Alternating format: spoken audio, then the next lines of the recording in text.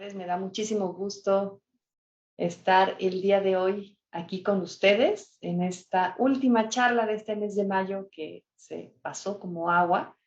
La charla que tenemos hoy se titula Ríos y conectividad, articulación y crítica en el diseño de la ciudad. Y esta última charla del mes de mayo forma parte de este proyecto muy interesante que se llama Ríos, Vida, Resonancia y Cuerpos de Agua, cuyo curador y coordinador es Juan Carlos Jiménez.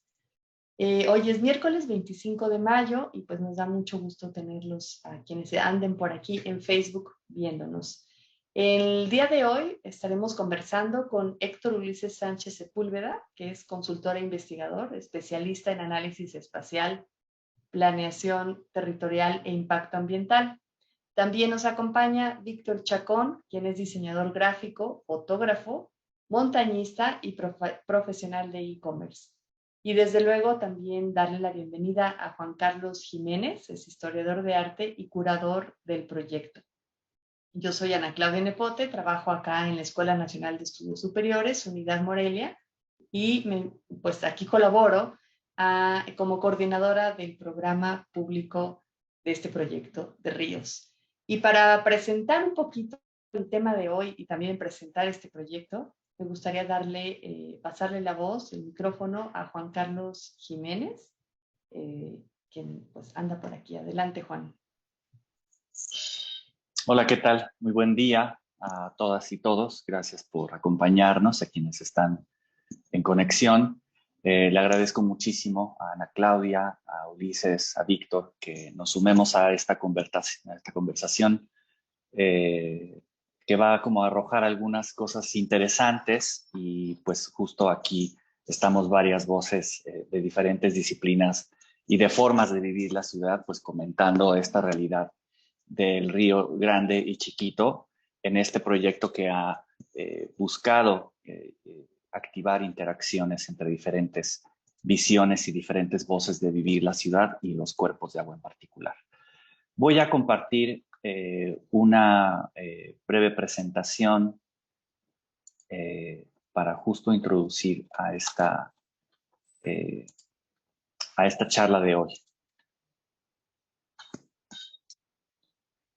Ríos y conectividad, articulación y crítica en el diseño de la ciudad. Es esta cuarta conversación que tenemos durante el mes de mayo. Agradecemos la participación en este proyecto de 4 empresas michoacanas líderes en su campo: Hacienda Las Joyas en Tacámbaro, Alternativa Gráfica, Abarrotes La Violeta y Virtual Marketing en Morelia. Este proyecto es gracias a su respaldo y a su participación. Como les decía, Ríos, Vida, Resonancia y Cuerpos de Agua es un proyecto dedicado a los ríos grande y chiquito como configuradores de la ciudad, configuradores urbanos, y que han delimitado, contenido y después transformado junto con la ciudad de Morelia. Este proyecto propone incentivar interacciones entre la investigación ambiental, la producción y la investigación artística y la percepción cotidiana de los ríos. Una de las cosas que están ocurriendo actualmente es este plan de desarrollar 2 presas en la cuenca del río Chiquito. Esta es una imagen histórica que pudimos comentar en una charla anterior. Es la construcción de una presa en Baja California. Y bueno, lo que vemos aquí es nuestra relación del agua mediada por la máquina. La máquina no solamente la de acero, sino también la máquina de concreto, ¿no? Y que son elementos que transforman casi de forma permanente cualquier paisaje, cualquier territorio. Para la conversación de hoy, de nuevo repito, el agradecimiento a Héctor Ulises Sánchez Sepúlveda, quien nos va a compartir hoy algo de información y de las investigaciones que ha hecho. Y yo resaltaría recientemente, justo para el cumpleaños 481 de la ciudad, escribió en su Facebook un relato muy interesante acerca de esta niña moreliana en una fotografía de principios del siglo XX. Justo se ve ahí el acueducto y la Calzada Fray Antonio, y él hace un relato hipotético acerca de cómo contarle a esta niña de principios del siglo XX todos los cambios que iba a experimentar su ciudad y el cambio que iban a experimentar los cuerpos de agua que existían cuando esta niña conocía. Me parece una forma de comunicación científica muy interesante. Víctor Chacón es parte del proyecto, es un gran amigo, es un montañista en desarrollo y además es un excelente fotógrafo que además se ha encontrado con cuerpos de agua como en las latitudes a las que va, tanto a las cumbres más altas a las que se ha, digamos, internado, como en zonas bajas donde hay afluentes de agua de una forma importante, y justo con su labor de fotografía fija, pero también de video a través de vuelos con dron, pues este trabajo de Víctor me parece sumamente interesante y una visión como muy importante para aportar a la conversación de hoy. Les quería nada más recordar un poco acerca de lo que recuperamos la charla anterior con Gabriela Arroyo, un caso que pude conocer en la Ciudad de México, el Canal Nacional, que fue recientemente restaurado de una forma importante y que tiene una configuración muy semejante a la que tenemos acá en el Río Chiquito. Entonces, nos preguntábamos cuáles eran las condiciones de una percepción utópica para nuestro río y el Río Grande también. Y finalmente lo que concluimos es que la utopía no está tan lejos de nosotros. Por supuesto que estas imágenes describen en términos generales en qué consistió no solamente el tratamiento de los espacios públicos, sino también las etapas del saneamiento del agua. Y estas son cosas que están ocurriendo en otras ciudades de nuestro país y estos cuerpos de agua van requiriendo nuestra participación, nuestra imaginación y nuestros recorridos. Teniendo todo esto en cuenta, nos hemos dado a la tarea en estas últimas 2 semanas de recorrer con un equipo. Desde aquí saludo a Jafet y a Brian, que han estado presentes en estas caminatas dentro del cauce del río Chiquito, desde su salida de la zona del campestre del club de golf en la parte alta y fuimos caminando hasta donde se incorporó con el Río Grande. Y el río esconde grandes sorpresas. Por ejemplo, este es el bajo puente de la esquina, del cruce, perdón, de la Avenida Juárez y Avenida Solidaridad, muy cerca del zoológico. Y lo que vemos aquí es una parte de nuestro patrimonio sepultado por debajo de la avenida de 6 carriles. Arcos, columnas, decoraciones de tipo colonial finalmente resguardan una memoria de nuestra ciudad que pasa desapercibida, como en general pasa desapercibida toda la actividad que ocurre en el cauce del río. Hemos hablado en estas charlas acerca de la diversa estructura hidráulica que habita el río y que ésta se va deteriorando poco a poco hasta dejar caer estas piezas de concreto al cauce. Y a pesar del muy visible deterioro de las condiciones de vida en este cuerpo de agua, pues lo que vemos es una vitalidad muy resiliente, muy resistente y muy contenida. Y es un espacio que al recorrerlo no solamente hemos estado sensibles a observar muy detenidamente sus condiciones y lo que vamos encontrando, sino también como ir imaginando cómo fue y cómo puede ser. Dentro de las cosas que hallamos en nuestro camino por el cauce, fue mucha gente viviendo en el río. No solamente en los bajopuentes, hay quien mantiene el espacio con cierta limpieza y orden y hasta cierto simbolismo en el lugar donde habita, ¿no? Sino que también encontramos como condiciones de cotidianidad que se dan justamente en estos escenarios y ocupaciones muy espontáneas de tipo religioso, de tipo espiritual, recordando a algunos familiares, fotografías e imágenes de Cristos, de vírgenes, y finalmente lo que encontramos son justamente estos escenarios a campo abierto de gente que vive y trabaja desde el río Chiquito. no solamente los bajopuentes, sino también esta abertura que vemos del lado derecho en esta fotografía. Ese también es un lugar de refugio para personas. Entonces, encontramos que el río Chiquito, además de ser un cuerpo de agua, un afluente y una avenida, también pues hay un asunto de vivienda que está ocurriendo. Y al momento de preguntarnos cómo se usa el río, estas respuestas son importantes. La gente, también encontramos de una forma muy espontánea que la gente utiliza el río para estudiarlo. Nos hallamos con un grupo de estudiantes de la Facultad de Arquitectura de la Universidad Michoacana que estaban haciendo una práctica con su profesor para en su materia hacer ejercicios de planes sobre restauración o renovación del río.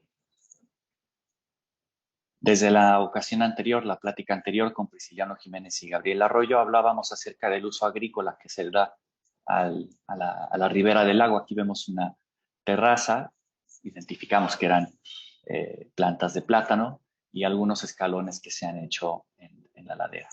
Estas plantas que vemos aquí, nosotros supusimos que era un campo de maíz, que sí ha habido en la ribera del arroyo, del río, pero nos encontramos con una señora con la que pudimos platicar, que ella estaba arrancando algunas hojas y nos platicaba que más bien es caña y con esa hoja ancha se envuelven las corundas para prepararlas. Y ella se acerca al río a recoger estas hojas cuando el manojo de hoja ancha en el mercado está a 18 pesos y no a 8 pesos como lo es más regular encontrarlo en tiempos de lluvias en el mercado. Finalmente, hablando de conectividad, pues no solamente los autos pueden transitar por ahí, sino también caballos que vienen con habitantes de zonas rurales de la ciudad.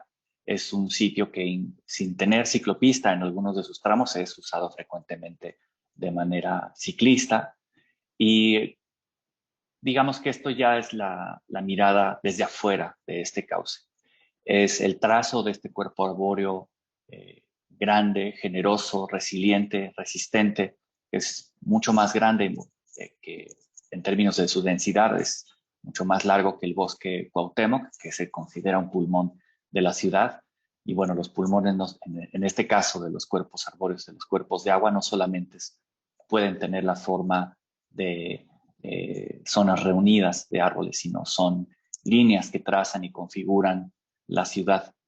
Estas son imágenes que nos compartió Víctor, que tomó esta mañana para justamente ahora mirar como la gran fotografía, el gran panorama. Y bueno, no quiero dejar de presentar esta charla y a Ulises, sin dejar de mencionar este cruce que tiene el río con la avenida La Huerta.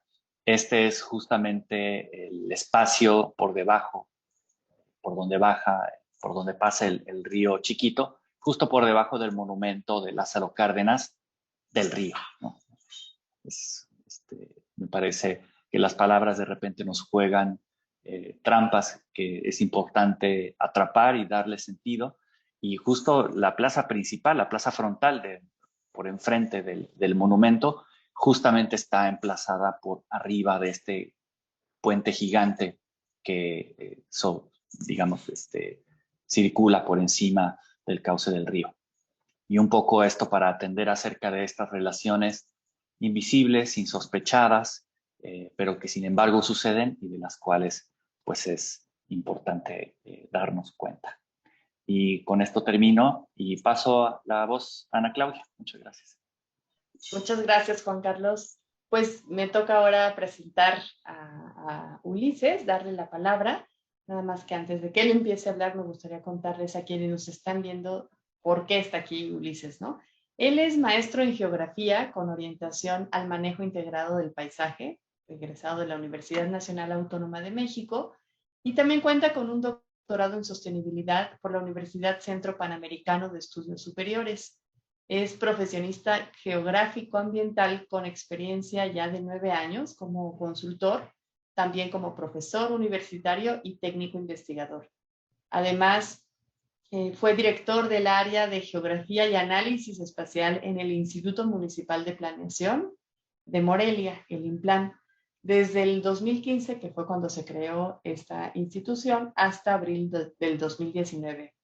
También es especialista en análisis espacial y estadístico, cartografía, planeación territorial, impacto y riesgo ambiental, auditoría y autorregulación ambiental, prevención y control de la contaminación de residuos, de aguas residuales, de emisiones atmosféricas, de energía y de ecotecnologías.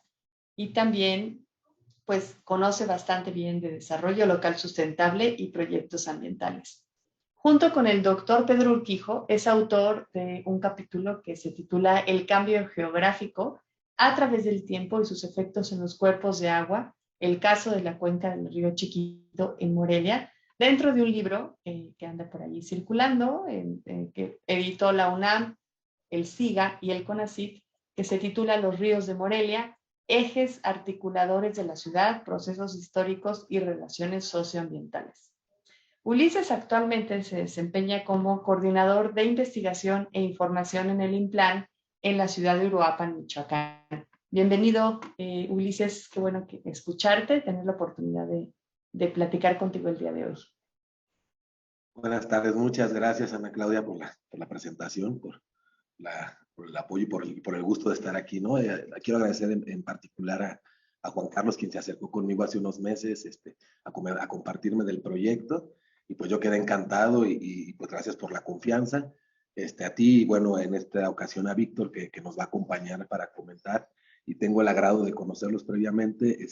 Somos como ríos, a veces fluimos y no sabemos hasta dónde o de qué manera, y encontrarnos aquí me da mucho gusto, ¿no? Entonces, estoy muy agradecido y con las ganas de colaborar en este proyecto transdisciplinario que tanto me gusta. Bueno, y arrancar empezó, bueno, no esperaba que Juan Carlos comentara el tema de la publicación de la niña, ahora con el caso del aniversario 481 de la ciudad, y precisamente lo publiqué porque tiene mucho que ver con los últimos 100 años, los cambios que han sucedido en la ciudad, más drásticos, lo vamos a ver ahora, pero también hubiera pensado esa niña, ¿no? En ese momento que iba a suceder, o qué pensamos los morelianos en términos de memoria colectiva. Nos acordamos, la ciudad tiene un proyecto, tiene un diseño, lo tuvo, lo tendrá. Yo creo que cualquiera diría que eso no existe en la planeación urbana, y que a veces son más arrojos, ocurrencias, o a veces dinámicas que rebasan y que evitan la planeación. Pero bueno, un poco la idea es hablar de cómo se dio el proceso de desarrollo de la ciudad, pero también qué papel juegan los ríos como articuladores, como conectores, no solamente de coches, ¿verdad? O de agua, ya veremos, ¿no?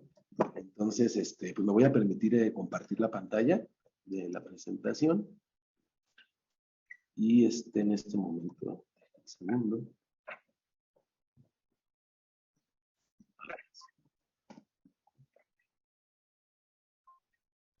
Me imagino que ya debe de estarse viendo.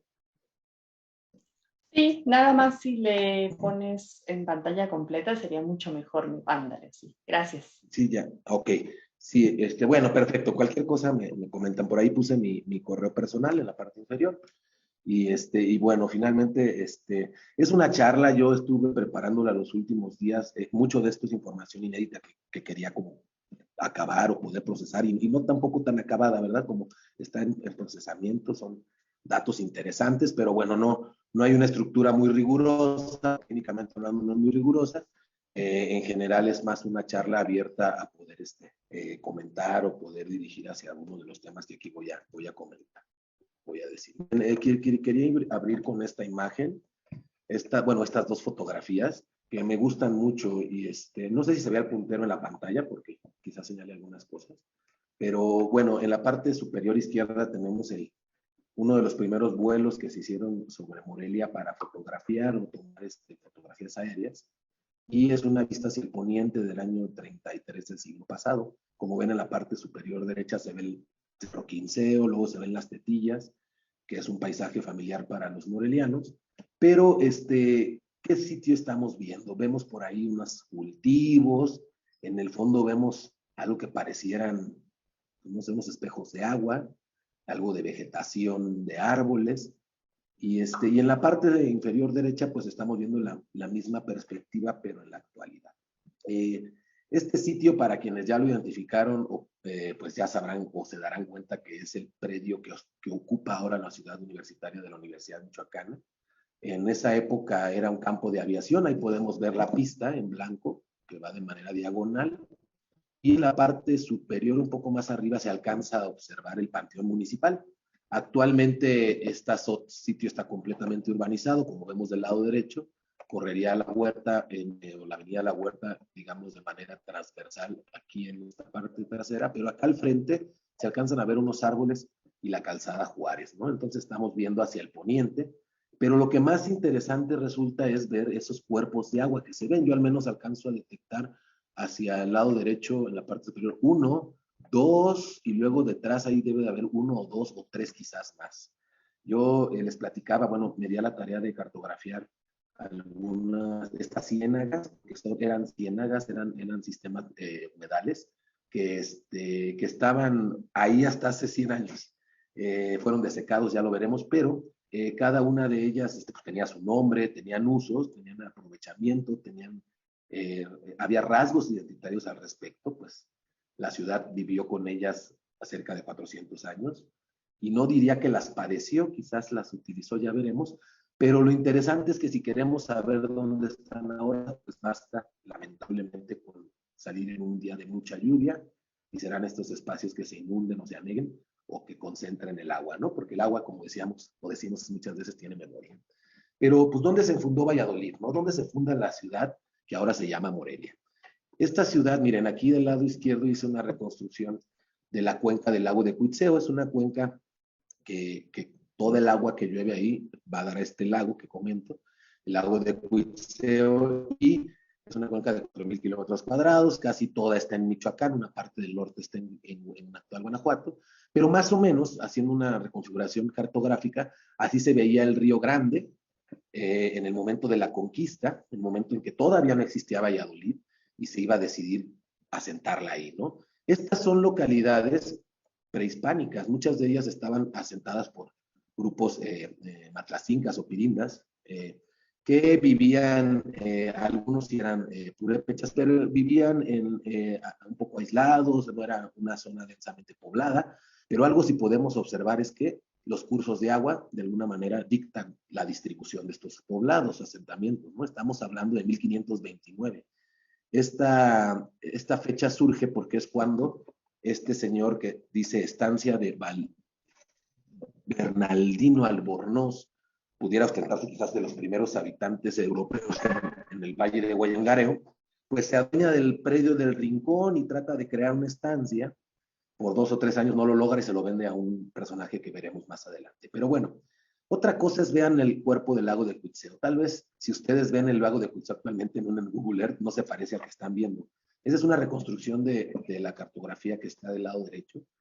Y al menos no hice la comparativa, está por hacerse, pero visualmente el lago de Cuitzeo hace 100 años tenía cerca de 5 veces más espejo de agua. Incluso toda esta parte central ya son cultivos, igual que la parte norte, y aquí conté cerca de 11 o 12 islas, ya no hay más de 4 o 5 por ahí. Esto que vemos aquí son ciénegas. Si ustedes vieran, esta es la ciénega de Queréndaro, la grande, y esta es la chica. Si viéramos lo que queda, no queda ni el 5 o 10% en la laguna de Queréndaro, lo mismo pasaría con las ciénegas de acá y los resquicios de la Mincita por ahí. Entonces así se veía el paisaje cuando deciden fundar Morelia o deciden que aquí se va a hacer Morelia. Por ahí estaba, digamos, algunos pobladores en la zona de Santa María, Jesús del Monte, algunos asociados a las ciénagas en Sindurio, Simpaño, y bueno, estos sitios en Tarímbaro, Tiripetío, que ya tenían presencia o alrededor del lago Cincimeo, Parátaro, Queréndaro o Charo, que fue la capital matlacenca. Y bueno, la charla se estableció, bueno, la definí en estos 4 apartados, básicamente históricos, porque pues, se me hizo una buena manera de poder hablar del proyecto, del diseño de la ciudad y los ríos articuladores. Voy a hablar del siglo XVI y del diseño y proyecto de ciudad. ¿Existió o no existió? ¿Qué es eso del proyecto de la ciudad? ¿O se nos ocurrió nada más así a quien tomó esta decisión? Y bueno, hablaremos un poco del contexto histórico y el papel de los ríos Acuichi, Grande y Guayangareo para fundar la ciudad. Después hablaremos qué pasa en el siglo XVII hasta el XIX, es un periodo largo.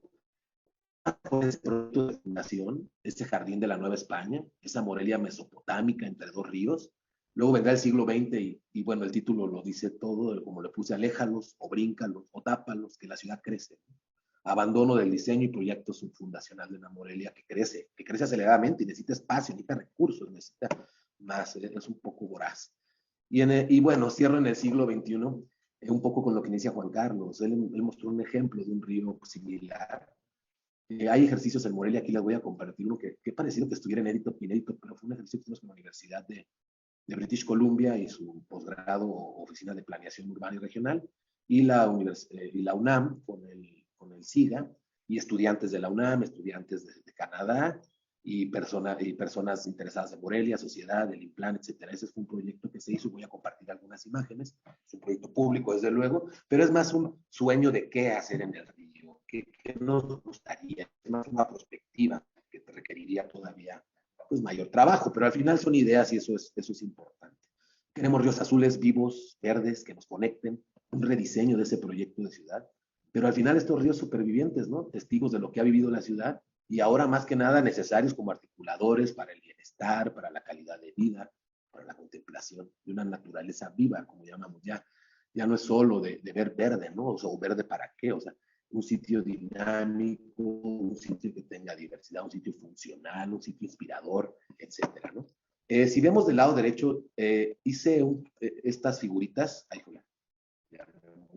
las hice con toda intención porque hablamos de diseño y ciudad.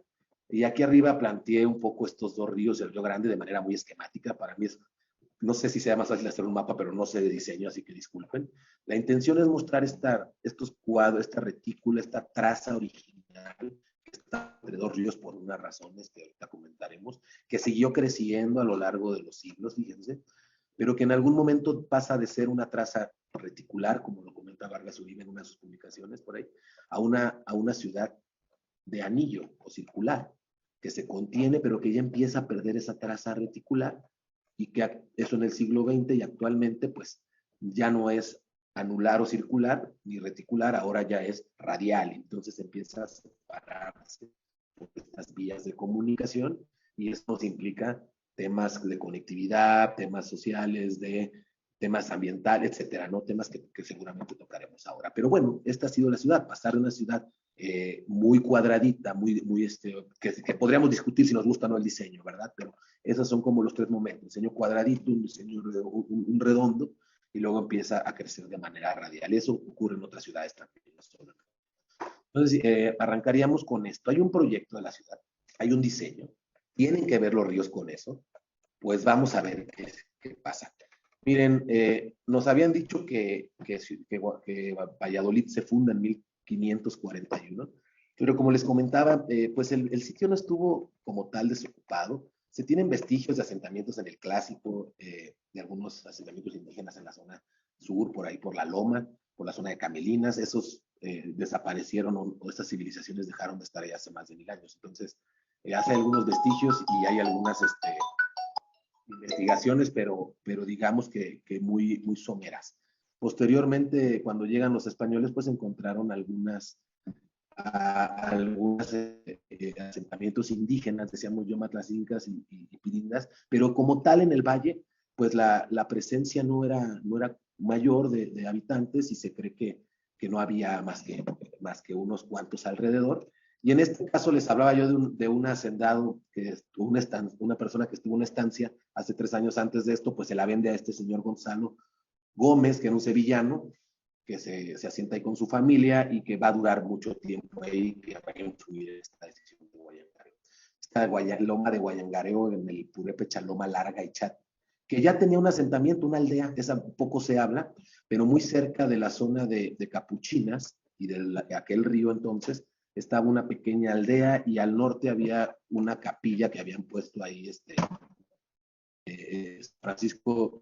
los franciscanos, Fray Juan de San Miguel y Fray Antonio de Lisboa, precisamente para evangelizar a ciertas asentamientos indígenas que había, ¿no? Pero no había más. Aquí pongo de referencia en todos los mapas a la catedral actual, pero si vemos algo interesante es la configuración de los ríos. Estos ríos que tal vez no se parecen a los que vemos ahora, porque vemos un desorden, ¿no? Diríamos, esto se ve muy movido, muchos meandros, igual el río Chiquito, ¿qué pasa aquí?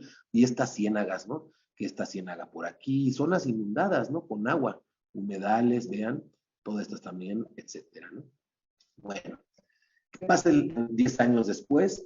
Pues bueno, al final de cuentas, la población española que vivía en Pátzcuaro, donde Vasco de Quiroga había decidido asentar la capital de Michoacán, pues no se sentía cómoda. Había mil razones para pedirle al virrey de Mendoza que los moviera de ahí, porque no les gustaba que no había sitios de cultivo, porque era muy montañoso, porque había mucha población indígena, se sentían incómodos, inseguros, y no encontraban sentido vivir ahí. Entonces habían identificado el Valle de Guayangareo como un espacio adecuado, precisamente una de las razones porque había agua, mucha agua.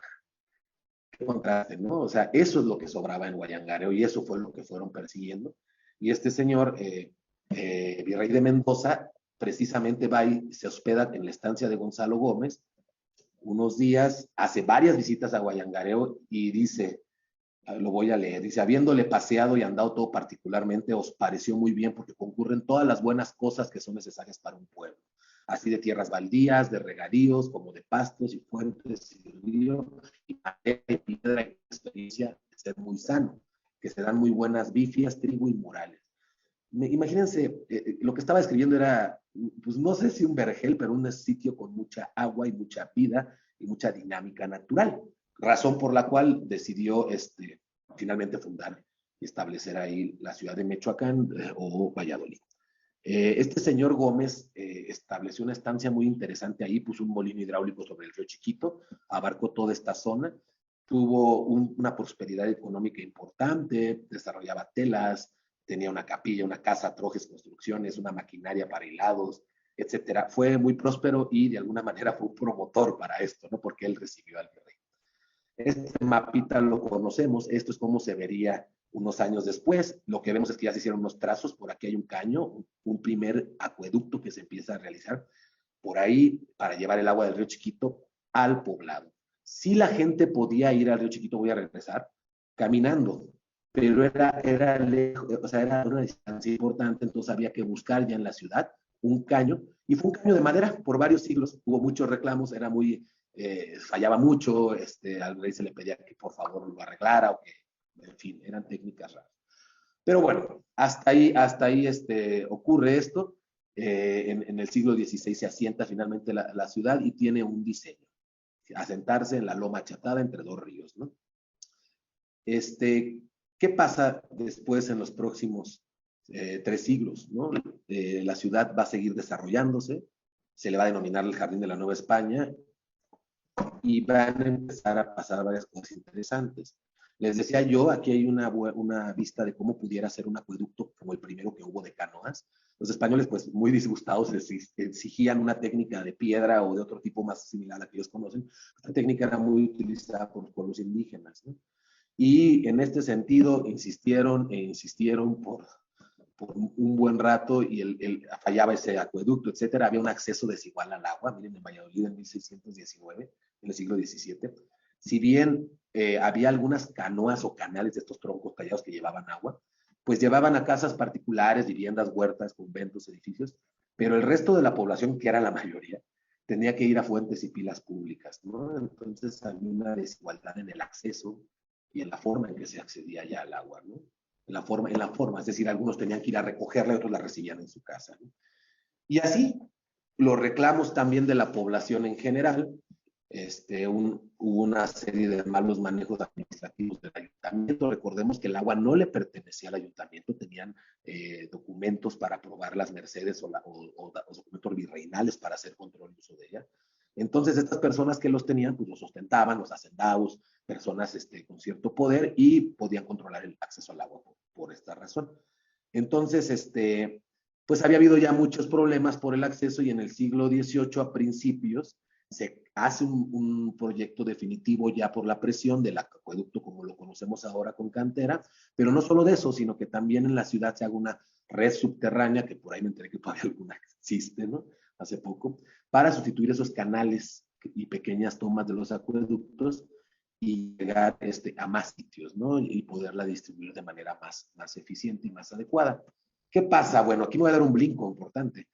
Habíamos estado en el siglo XVI, esta era la época de la colonia, ahora en el siglo XVII seguimos en la colonia, en el siglo XVIII seguimos, y en el siglo XIX ya es un país independiente, turbulento, ya está acabando este siglo, pero aquí hay algo bien interesante. Es la época porfiriana, perdón. Durante el porfiriato, como sabemos, se impulsa el ferrocarril, se impulsa ciertos desarrollos industriales y la ciudad sufre otros cambios. Vemos al Río Grande verse acompañado por una vía del tren y evidentemente al entorno de la ciudad pues verse de alguna manera influido o impactado por el acceso a estos recursos.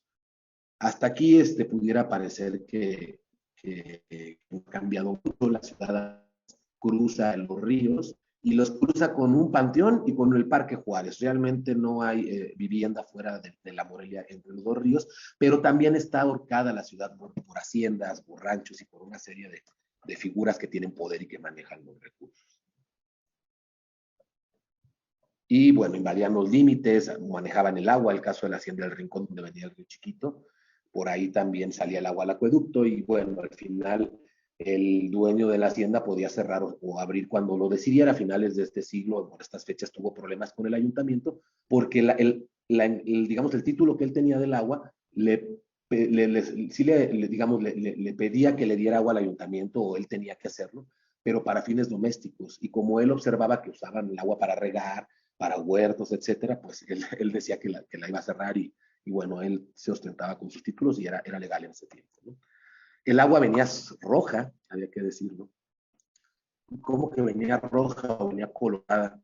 Pues sí, tenía mucha materia, suspensión. El Río Chiquito todavía lo podemos ver rojo, son suelos, son sedimentos, y finalmente el agua estaba sucia, se asumía que por el aprovechamiento forestal, por la generación de carbón, extracción de leña, etcétera. Y hubo unos filtros por ahí que le llamamos filtros viejos y que pretendían resolver esto, pero bueno, usaban alumbre, al final no se usaron 2 o 3 años, estalla la revolución y estos filtros quedan ahí como ruinas, ¿no? Pero parte de la memoria de nuestro vínculo con el agua, que lleva roja 300 años, no es reciente, ¿verdad?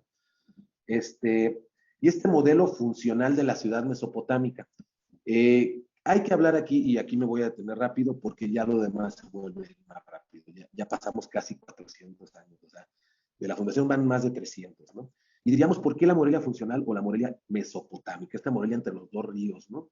Y esto tenía sentido. Voy a regresar, porque me brinqué una parte de la fundación. Cuando se funda la ciudad,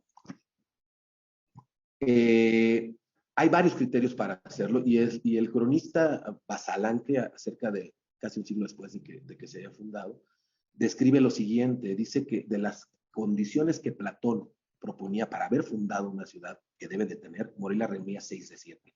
¿Por qué? Porque primero no se inunda, eso es importante, está en una parte alta. Imagínense qué contrariado, ¿no?, con ahora. Que el sol la bañe y los aires lo purifiquen, o sea, que esté expuesta y entre aire y circule luz, que se sanee. También lo tiene en la loma achatada. Que tenga ríos, pues bueno, finalmente se puso entre 2 ríos, ¿no? Para que tenga huertos, etcétera. Que tenga bosques, pues no se diga, ¿no? Y se describían perfectamente los bosques del entorno. Que tenga lugares para cultivo o para trigo, maíz, etcétera. Que tuviera proteína animal, ¿no? Había peces, había bagres, carpas, rana en ambos ríos, en el Río Grande y en el Río Chiquito. Que, bueno, dicho sea de paso, hay más ríos, pero obviamente la finalidad de esta charla son estos 2, ¿verdad? Y que eran los más importantes.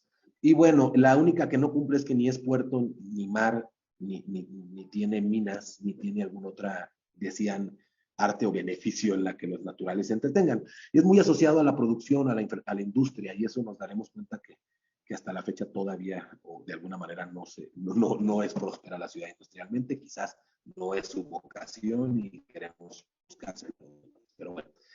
Dado esas razones, pues teníamos a final del siglo XIX, ya en el Porfiriato, este modelo funcional de la ciudad mesopotámica que prevaleció. Ya irían aquí más de 300 años, y era entonces llamado en la época colonial el Jardín de la Nueva España, pues ahora ya era México, pero aún podíamos observar una serie de prácticas porque los ríos no habían sido intervenidos. La ciudad estaba en la parte alta y esta traza reticular que no alcanzaba los ríos daba espacio para que hubiera cultivos. Aquí abajo, miren, no lo pude, es una representación de esta autora de su libro muy interesante de los ríos de Morelia, y muestra cómo alrededor de la traza los ríos están asociados a ciénagas que tienen aprovechamiento pesquero, aquí no se ve, tienen frutales, tienen maíz, tiene trigo, y hay una serie, y luego después vendría el ganado, y luego vendría el bosque, ¿no? Es un modelito interesante, parece lógico, ¿no? Yo me animé a no hacer mapas y hacerlo en modelo, y hice esto. Creo que me tardé bastante, pero valió la pena lo que al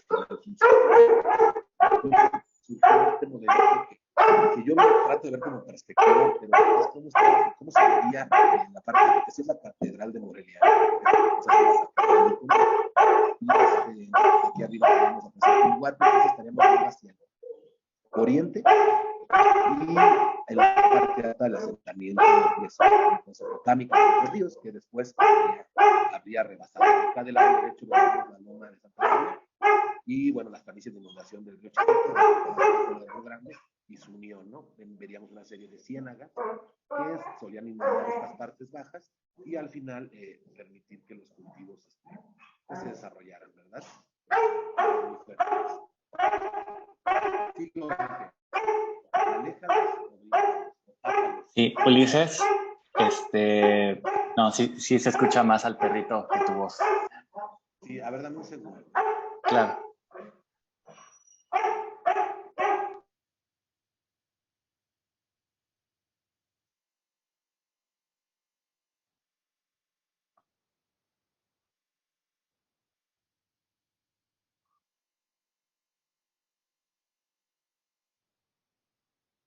Vamos a esperar un momento a que el perrito retome la calma.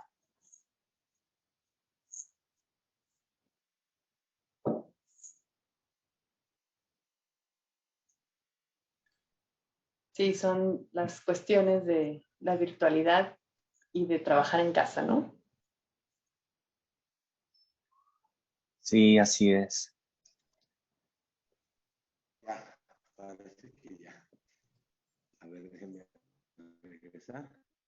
Sí, hay muchos perros aquí y pues se escucha Ahora todo. sí.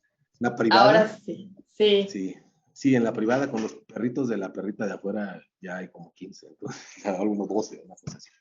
Pero Sí. bueno. Un favor, ya me Ulises, escucho. Sí. ¿podrías volver a los comentarios de la imagen, el modelo que hiciste, que tenías en Claro. la lámina anterior? Sí, al final es un modelo, pero yo lo trato de ver en perspectiva porque trato de hacer énfasis en la loma larga y achatada.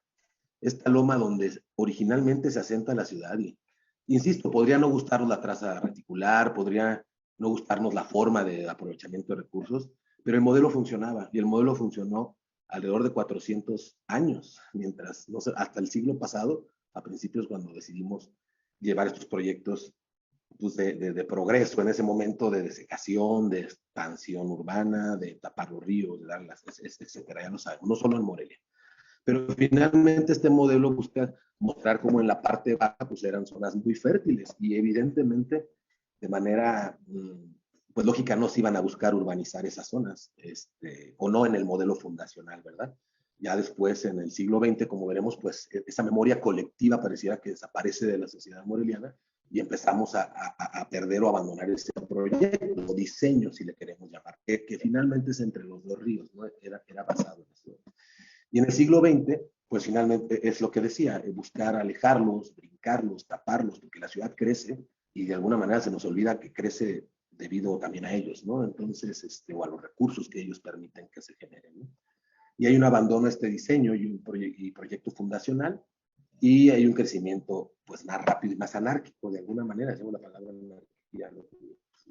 Un poco pues, desordenado, ¿no? 1930. Hay que decirlo, desde 1920 empiezan a surgir estos intereses porque los ríos ya se puedan mover, por abrir espacios para producción. La primera zona que pudiera llamarse quizás industrial o intentos en estas épocas, a principios del 22, que es donde está la minera actual, en el molino de trigo San José. Y en ese mismo año, me parece, también los hermanos Perón o la empresa esta se asienta ahí, y luego van llegando unas más en la Nocupétaro, en la avenida Nocupétaro, porque la vía entraba ahí a la estación y a la vez era un espacio donde pudiera darse este intercambio interesante de mercancías, de insumos y luego de productos, ¿no? Hacia afuera. Pero pues bueno, el río finalmente se llevaba los desechos y lo sigue haciendo, ¿no? Curiosamente, el agua se toma en cuenta o en consideración para este tipo de proyectos, y todos los proyectos industriales van a estar cerca, en este caso, primero en el Pétaro, luego vendrá Cepaniza al lado de la mesita más al sur, luego La Huerta y estas zonas en los 60, 70, 80 de industria, y posteriormente la ciudad industrial del norte, que también todas siguen al río Grande, pero también siguen a la vía del tren, que va al costado del río Grande.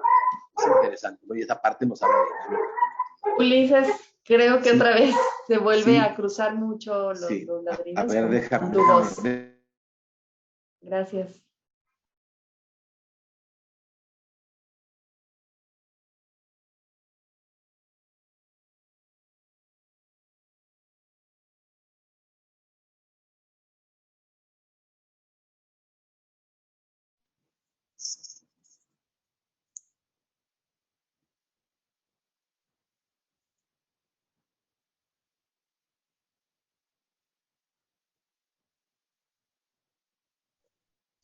A ver, Gracias. vamos a ver si de nada. Sí, es que está aquí enfrente de la playa, ¿verdad?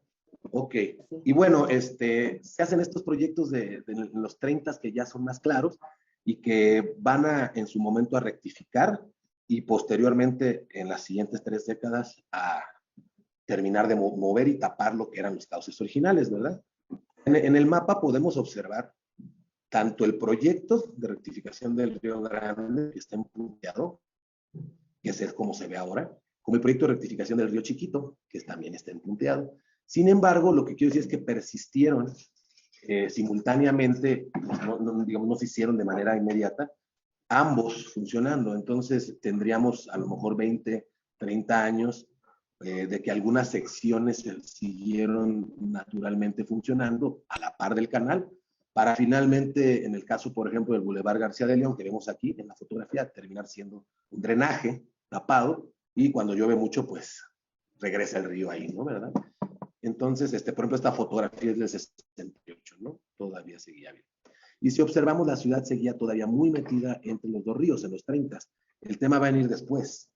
En los próximos 40 años ocurren los cambios más relevantes, porque definitivamente los ríos desaparecen. Ya en el 70 los ríos originales o naturales ya no existen, ya están los canales que conocemos actualmente, y la ciudad pareciera que obtuvo con esto su pase de salida, ¿no? O sea, ya en aras del progreso veníamos de un inicio muy turbulento, la revolución y etcétera, pero bueno, la ciudad crece, la ciudad quiere, la ciudad necesita, pues dale a la ciudad, ¿no?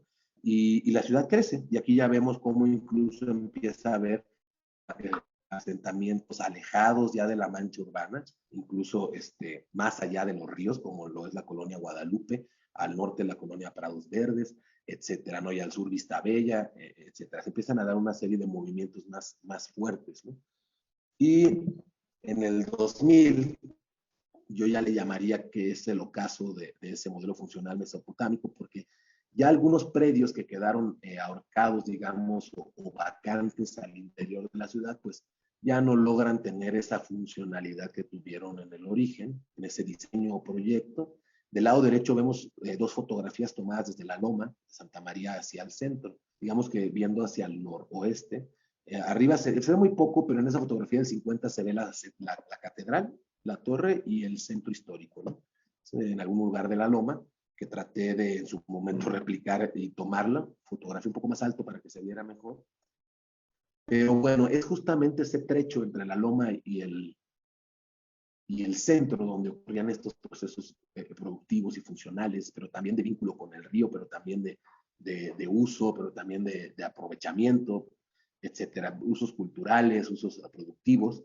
que no tenían tanto que ver con la actualidad de nuestra preocupación con el agua, por la inundación, por la escasez, por la contaminación. No estábamos en ese tenor, ¿verdad?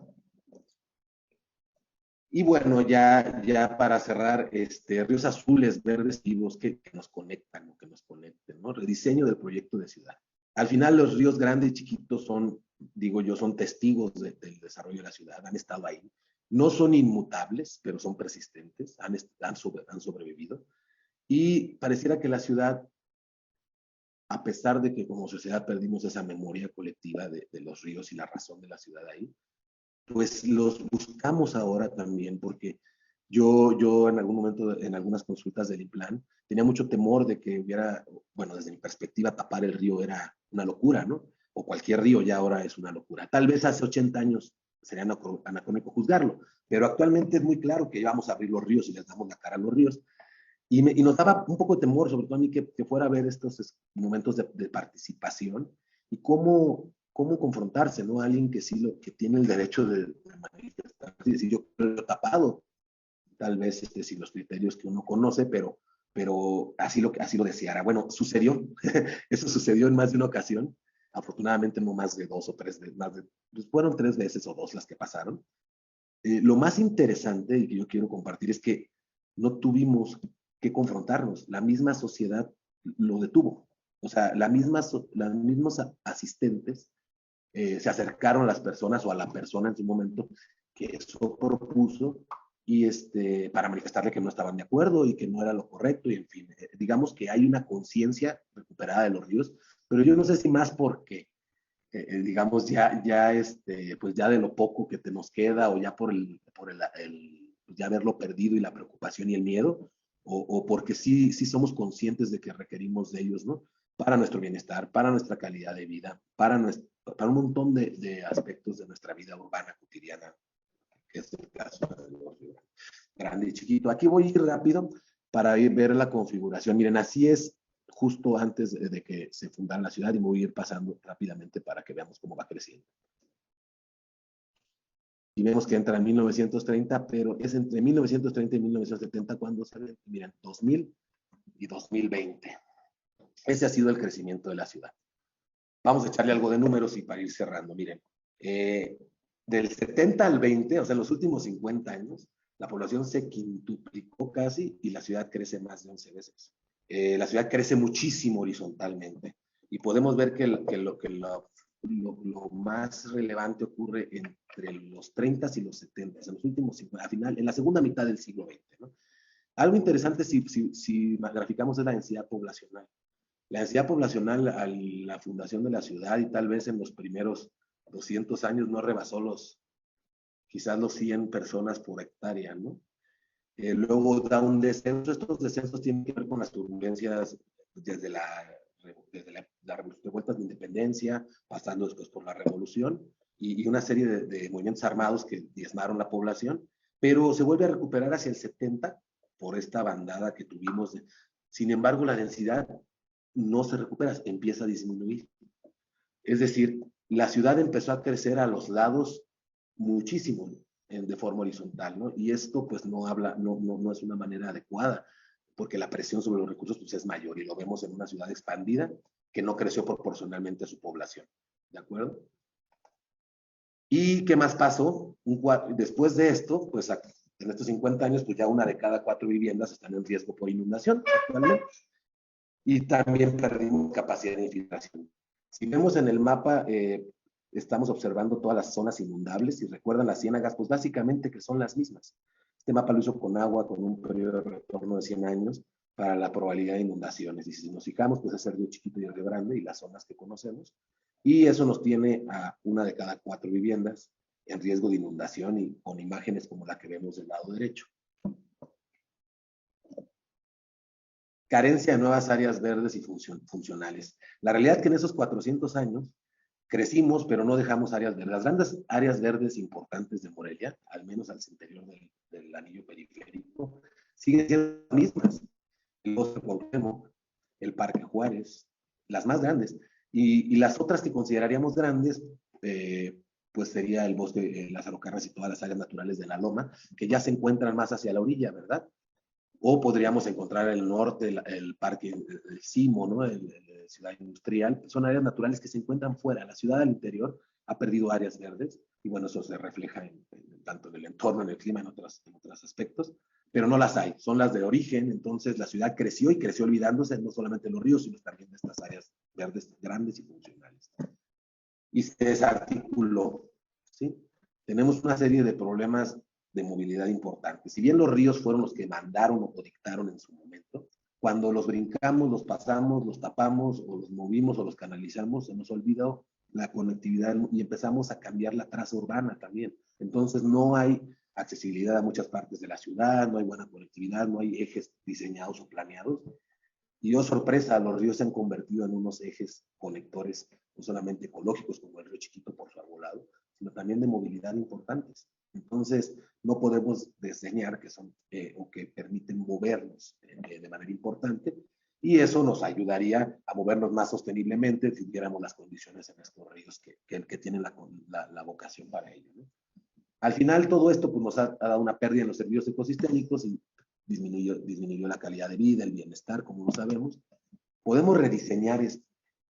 Digo, yo no hablo de cambiar la ciudad o de moverla o de mover su trama, pero vemos estos tipos de fotografías todo el tiempo, son reales. Este río de Corea, que el nombre es más difícil de pronunciar, que no me lo sé, pues, pero es muy famoso, ese es el paradigma, es paradigmático lo que hicieron con este río, es genial.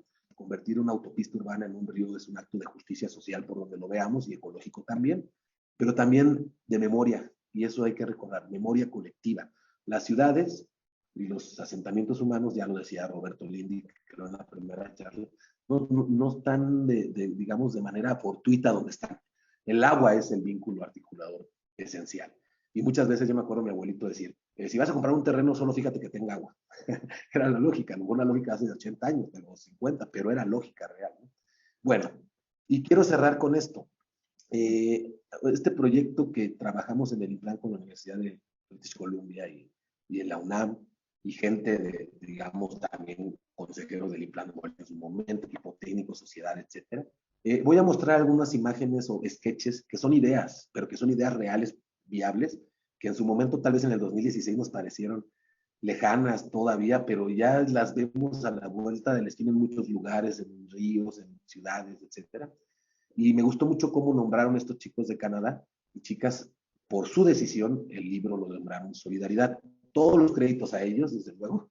Este documento solamente apoyamos en que estuvieran y facilitamos, pero es un documento realizado por ellos y estudiantes de la UNAM. Entonces, todo el crédito a ellos en ese sentido, pero ellos decidieron poner solidaridad, porque decía Juan Carlos, a veces no prestamos atención al lenguaje. Lázaro Cárdenas del Río, la avenida se llama Solidaridad, sea un programa de Salinas o lo que sea, se llama Solidaridad. Y darle la cara al río Chiquito en este caso, o al río Grande, si no, es también un acto de solidaridad, pero no nomás social, sino también con el río, con la memoria histórica o natural de nuestro sitio que vivimos y habitamos, y de respeto, ¿no?, al sitio, ¿no?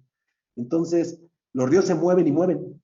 Hasta finales del siglo XX y principios de los ríos han sido articuladores y conectores de la ciudad. Eso no nos queda ni duda. Y cada vez más y más relevantes por la necesidad, por el lugar que ocupan, ¿no?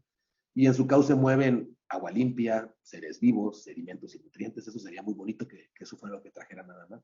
A su costado mueven personas, mueven materia prima, insumos, mueven productos y mercancías ya transformadas. Es decir, son una vía para moverte, para encontrarte, para convivir, pero también para generar algo productivo, ¿no? O para negociar o para mover mercancías. Pero esto que viene acá también lo mueve, y tal vez esto no se veía en el proyecto Diseño de Ciudad de hace, que duró 400 años, el de la Fundación. Residuos domésticos e industriales. Sí los tiene y se los lleva y los reciben, tanto el río Grande como el Chiquito.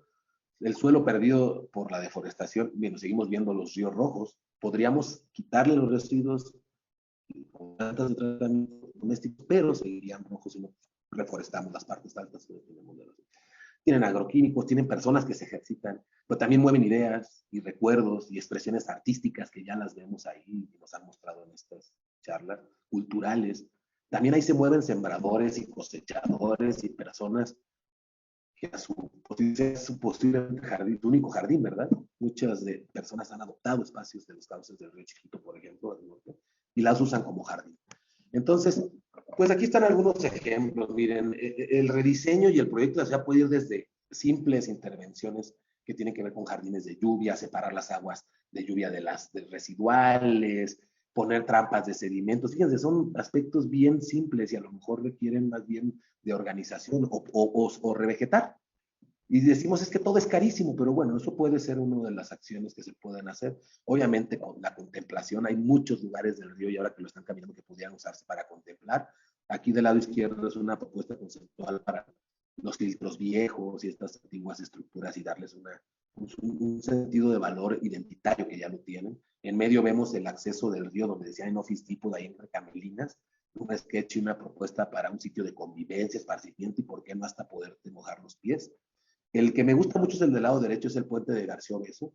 Hemos detectado, en su momento lo notábamos, y que no tiene mucho uso y es un puente que quizás pudiera explorarse, hacer intervenciones por horas o por días para hacer actividades ahí al aire libre, como proyectar algún documental o alguna puesta en escena, porque vean nada más el remate que tiene con la catedral, la calle García Obeso. Y además la memoria histórica. Por ahí fluía y escurría el agua. Recuerden que antes no había drenaje, entonces, o sea, no me refiero al agua sucia necesariamente, el agua de lluvia en el centro de las calles. ¿Y por qué no recuperar estos aspectos estéticos, visuales, pero identitarios que solo están en Morelia en este sentido, en este caso? Como ideas. Del lado izquierdo, pues otra idea de cómo poder jugar con los cauces. En medio, ahí está el Señor del Río, y es un espacio que yo les invito a cursar por estas fechas a las 2 de la tarde con las bolsas de Walmart, con sus sobrinitos y con prisa para tomar la combi de un lado de esa plaza a la otra, y no hay un árbol, no hay una banca y no hay nada gentil para circular por ahí, cuando lo que va por abajo es agua. Debería de ir, es decir, hay una serie de oportunidades que pudieran hacerse y aquí los chicos y las chicas planteaban un revegetar, pero hacer mercados en la noche, de trueque, de intercambio, de convivencia, porque es un sitio enorme, es una esplanada que puede servir para eso.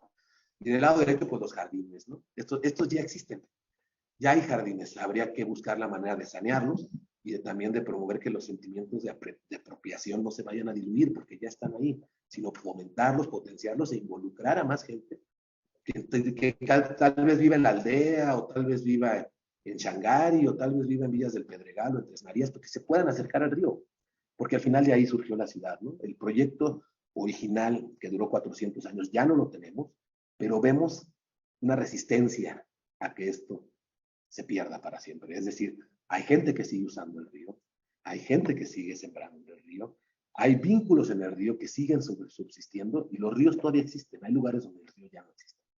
Entonces, yo creo que hay más que hacer que lamentar. Esto es una historia contada real, pero es una historia que no dista mucho de las historias de otras ciudades similares a Morelia en este contexto, ¿no? Entonces, más bien, ¿qué queremos hacer, no? Y eso sería la realidad. O sea, ¿qué vamos a hacer? ¿Qué queremos del río? ¿Queremos un modelo similar al anterior, que va a ser muy complicado? ¿O qué estamos haciendo ahora en el río? Porque seguro ya hay otras actividades, ¿no? Entonces, eso más bien lo quiero dejar así. Hasta aquí lo que preparé, ¿no? Que era más que nada un viaje histórico y un poco conectando con lo que se ha hecho en otras charlas, ¿no?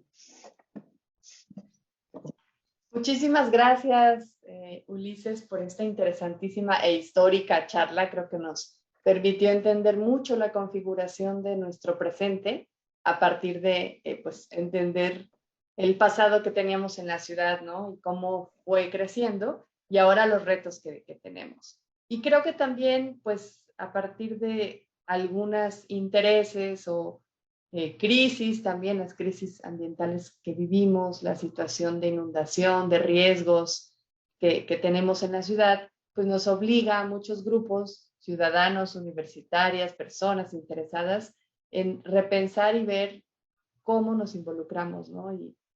Y como bien dices, pues, cómo nos vamos involucrando en hacer realidad la ciudad que queremos, ¿no? O las ciudades que queremos. Y creo que el Río Chiquito es, pues, un elemento que debe permanecer por mucho tiempo más.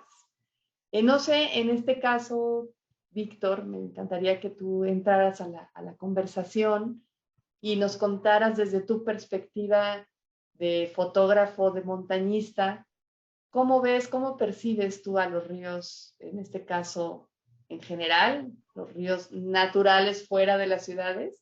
Y ahora tú cómo entiendes y cómo has visto los ríos urbanos aquí en Morelia. Claro que sí. Pues antes que nada, muchísimas gracias por la invitación. Me quedé sorprendido con toda la información que nos acaba de dar Ulises. Me encanta escucharlo hablar de uno de los temas que yo sé que más le apasionan. Me quedo mucho con la reflexión de la importancia de recuperar esas memorias, de saber un poco de la historia, de pues darse cuenta de los errores de que por alguna otra razón se hayan cometido y de cómo no repetirlos, y tratar poco a poco de corregir, ¿no? Bueno, yo pues como ciudadano aquí de Morelia, el río para mí es una vía de acceso. Yo utilizo muchísimo lo que ahora es el Parque Lineal, porque vivo muy cerca de ahí. Y también me transporto en bicicleta, a veces voy en bicicleta, a veces caminando, pero esa parte a mí me gusta mucho porque sí se transformó en un espacio público que la gente utiliza para también como una zona de descanso, para ejercitarse también. Eso lo veo y me da muchísimo gusto. Nada más que ese tipo de proyecto pues, me parece que ya no siguió porque solamente está en un tramo. No sé por qué, a veces por qué pasan esas cosas, ¿no? Cuando hay un buen proyecto y de repente ya no se sigue. Me imagino es criticable en otros aspectos, pero digo, la parte de lo que se hizo, pues sí ha traído algo de beneficio. Y me hace pensar eso, ¿no? Me hace pensar el por qué no se siguen haciendo proyectos así en otras partes del río, por qué no se continuó el proyecto para hacer un poquito más largo ese parque, teniendo el espacio y teniendo todo, ¿no? Bueno, también en mi experiencia lo que ha sido caminar en los alrededores de Morelia es darme cuenta un poquito de dónde viene esa agua que termina en los ríos de la ciudad. El hecho de alejarte un poquito de la ciudad y Morelia, la verdad es que te permite que en 15 minutos ya estés en un área completamente verde, con bosques y con las afluentes naturales de agua. Y eso es muy, muy valioso, al menos para mí que vengo de la Ciudad de México, tengo muchos años viviendo en Morelia, yo ya me siento más moreliano, pero viniendo de allá, para mí es un tesoro poder contar con esas áreas naturales cerca de la ciudad, ¿no? Y bueno, darme cuenta de ir a esas zonas y ver de dónde viene el agua y ver los ciclos que está teniendo esa agua, en qué momento el agua deja de ser cristalina y pasa a ser desechos, vaya, me he dado cuenta de muchos aspectos así, y también me ha hecho reflexionar un poco sobre pues, la importancia de entender que todos los ciudadanos entendamos de dónde viene el agua que nosotros utilizamos en las casas.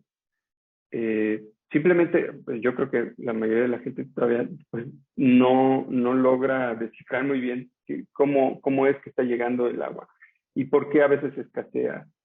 Más allá de entender que cuando hay lluvias hay abundancia y cuando no, no. O sea, creo que si nos pusiéramos a pensar un poquito más a fondo, entendiendo un poquito también de la historia e inclusive acercándonos a esas zonas donde se originan las afluentes, donde se originan los ríos, entenderíamos mucho más sobre la importancia de cuidar ese recurso vital necesario para todo.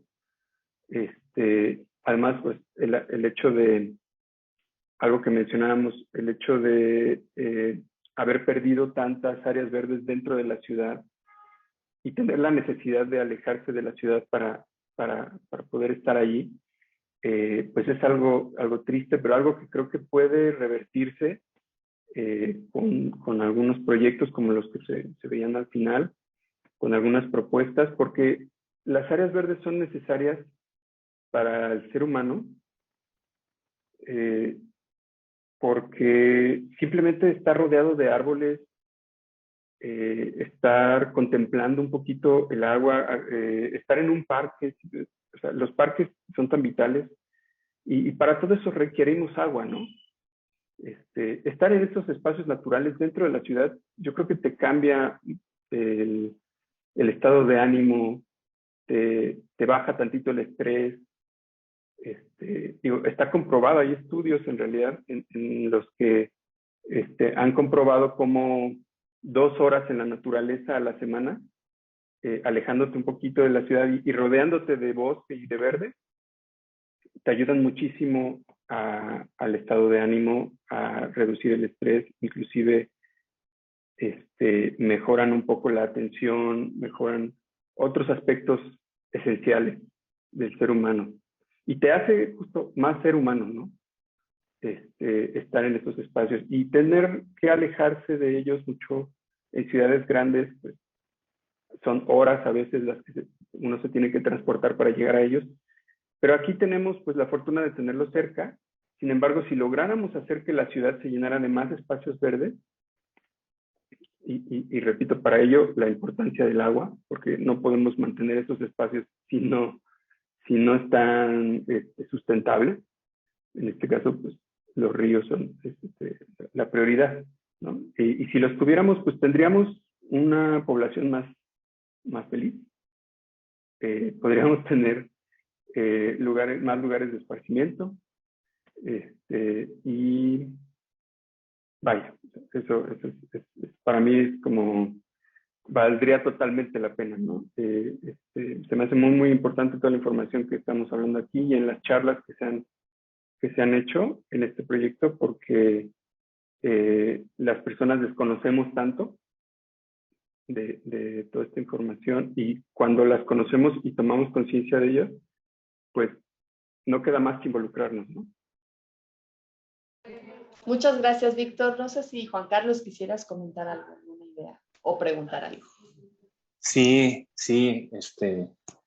yo le agradezco muchísimo a Héctor que haya producido toda esta información tan valiosa y tan inédita y tan en ruta en seguir consolidando más datos e interpretaciones. La verdad es que esta secuencia del crecimiento de la ciudad que nos mostraste hacia el final, pues es alucinante, ¿no? Y aún así, Morelia es considerada una ciudad pequeña. Sin embargo, su crecimiento ha sido, digamos, explosivo, por decir poco. Pero además es interesante cómo ha crecido a pesar de las mismas condiciones adversas que ha producido ese mismo desarrollo.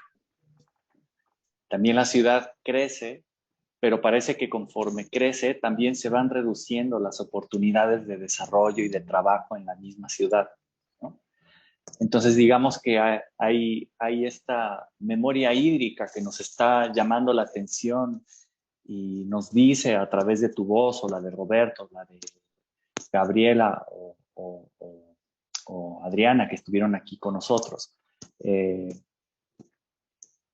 Esta memoria nos llama y nos dice, yo era lo que era, pero ahora puedo ser otra cosa, atendiendo a ese recuerdo, ¿no? O sea, en ese sentido yo creo que vale mucho la pena recordar la diferencia entre la restauración y la restitución, ¿no? La restitución sería tratar de que las ciénegas volvieran a aparecer cuando el ejercicio de 1930 fue tremendo, ¿no? En la ordenación de pozos, en la ordenación de los canales, la creación de las presas de Corincio, etcétera.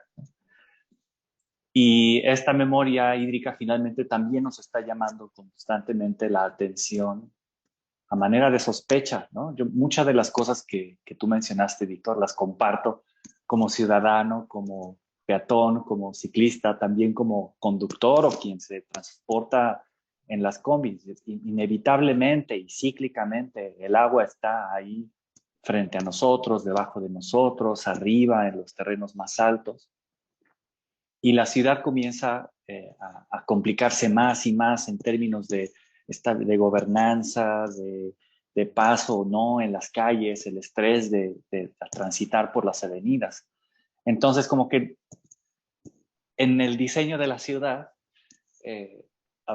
como que siempre está pendiente diseñar la experiencia del bienestar de las personas que vivimos aquí, ¿no? Hay un enfoque predominantemente orientado al desarrollo del turismo, pero las condiciones materiales de la ciudad cada vez van deteriorándose otro poco. Entonces, como que la memoria hídrica de la ciudad, entiendo, nos está llamando a preguntarnos cuál es la posibilidad de bienestar de nosotros como habitantes, y qué tipo de obras se podrían hacer por el trabajo de las autoridades, pero también qué tipo de participación o activación podemos hacer nosotros desde la ciudadanía, sencillamente como por ejemplo, como lo que tú haces, Víctor, ¿no? Que es salir a conocer el territorio que forma parte de la ciudad donde vivimos, ¿no? Creo que ese es un ejercicio súper interesante, y también como el exponerse a los efectos de las áreas verdes, de las áreas con agua, de las áreas fuera de lo urbano. Experimentar ese bienestar se vuelve como muy, muy importante, ¿no? Entonces yo les agradezco, Víctor, tu visión, tu testimonio, y Héctor, como toda esta información que es súper valiosa. Me siento muy honrado de que la hayas preparado para esta conversación. Gracias, Juan Carlos. Oye, una pregunta, Ulises, sobre, pues hay gente que piensa que a lo mejor ya la ciudad de Morelia o cualquier ciudad está desarrollada y ya no se puede recuperar ese verdor o abrir más áreas verdes porque están ocupadas las manzanas por casas, edificaciones, y en muchas ocasiones estamos viendo esta tendencia que en las ciudades grandes y medias a ahora construir edificios, ¿no? Entonces, ¿es posible, a mí me gustaría preguntarte a ti, ¿es posible recuperar o promover áreas verdes en una ciudad ya como dada o estructurada? Ay, qué bonita pregunta. Es como si le dijéramos a Roberto Lindig si podemos regresar al ecosistema original, ¿no? Que son utopías, pero nos sirven de reto y de guía, ¿no? Evidentemente las transformaciones territoriales que se dan así de intensas y en estos plazos tan grandes de tiempo, muchas veces sí tienen sinergias con acciones que no hacemos nosotros en el territorio y que se acumulan, ¿no? Entonces, ya sabemos que la incertidumbre es alta en este tipo de sistemas funcionales naturales, o si queremos llamarle socioecológicos de esa manera, porque al final la relación sociedad-naturaleza está todo el tiempo. El no hacer también es hacer, o sea, es un efecto, ¿no? Porque estamos viviendo en ese territorio. Desde mi perspectiva, creo que sí. Mira, creo que hay opciones y muy, muy interesantes y ya se han visto.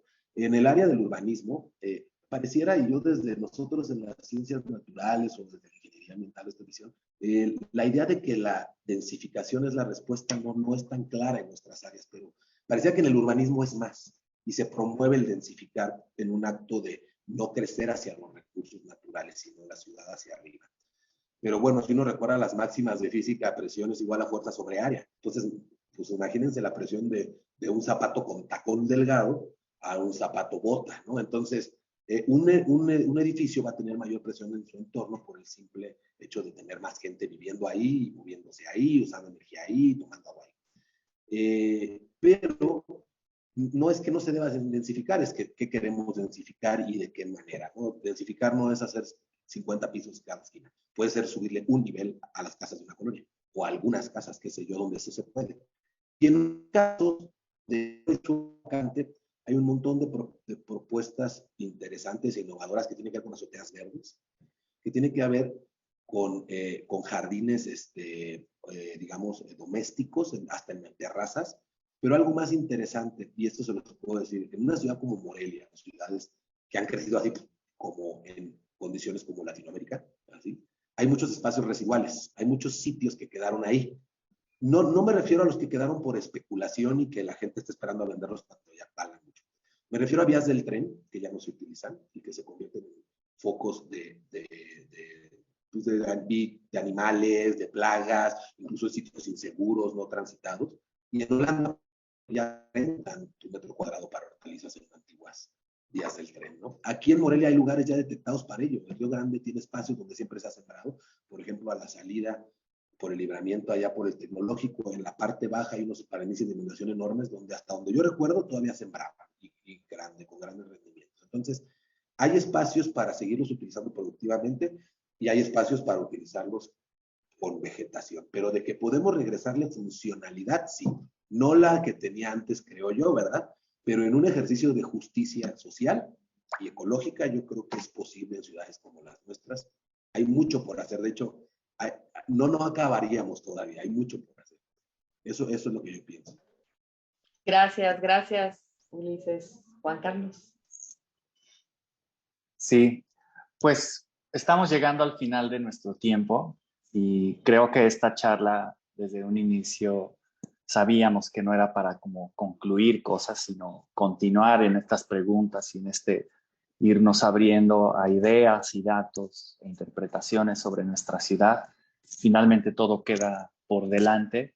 Yo les agradezco mucho esta participación en esta charla. También quiero agradecer a quienes participaron en nuestras charlas anteriores, a Roberto Lindig, Adriana Salazar, Gabriela Arroyo, Prisciliano Jiménez, Celeste Jaime, Jesús Jiménez. Y bueno, pues también quiero agradecer especialmente a Ana Claudia por participar coordinando este primer ciclo de conversaciones en torno a este proyecto y en torno a los ríos que habitan y cohabitan nuestra ciudad con nosotros. Y pues estaremos haciéndoles de conocimiento de otras actividades que realizaremos en próximos meses. Algunas tendrán que ver con comunicación en diferentes formatos y otras cosas tendrán que ver con participación en el espacio público, montajes en espacios museográficos o galerísticos, culturales, y activando nuevas interacciones entre las ciencias ambientales y la historia del arte. Entonces, no me queda más que agradecerles, Víctor, Ulises, Ana Claudia, y pues con esto terminamos. Les agradezco mucho y que tengan muy buen día. Gracias a ti, Juan. Muchas gracias a Víctor y a Ulises también por su tiempo. Gracias, muchas gracias. Encantado, que tengan bonita tarde. Hasta ver, nos vemos pronto.